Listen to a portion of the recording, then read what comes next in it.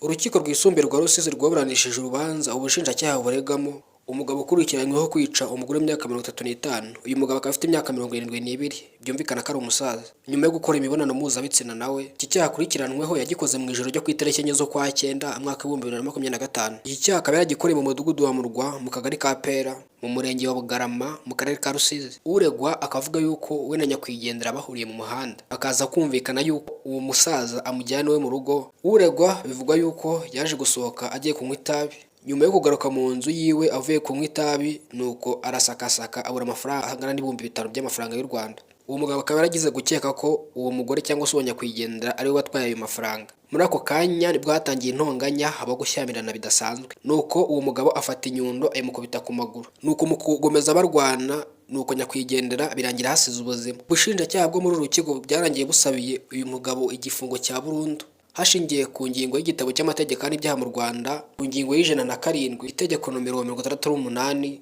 akarongo kaberamye 2018 ryasohotse ku 30 z'ukwa 8 mwaka wa 2018 riteganya ibyaha n'icyaha cyo gukubita no gukomeretsa ku bushake. Iri tegeko rikaba rivuga ko umuntu wese ukubise undi akamukomeretsa cyangwa akamwica ku bushake abakoze icyaha cy'ubwicanyi. Mu gihe iki cyaha cyamuhama cyangwa se agahamwa n'urukiko ko iki cyaha cyamuhamye, ahanishwa igifungo cya burundu. Nanone muri iyi ntara mu karere ka Rutsiro, umwe mu bari mu bigisha ku bigo by'amashuri bihereye muri aka karere akekwaho kwiba mudasobwa ndetse n'amasahane cyangwa se ibikoresho byo mu gikoni byo kuri iki kigo. Ibi ngibi byabereye mu karere ka Rutsiro mu ntara y'Iburengerazuba. Ibi byabereye muri Rutsiro, umurenge wa Gihango, akagari ka Kongo Nil, umudugudu witwa Mukebera. Umwarimu witwa Eugene ukorera ku kigo cya Ecole College de l'Apex akekwaho kwiba laptop, amasahane 5, ibikombe 5, telefone ndetse na machine stand bakoreshaga kuri iyi mashini.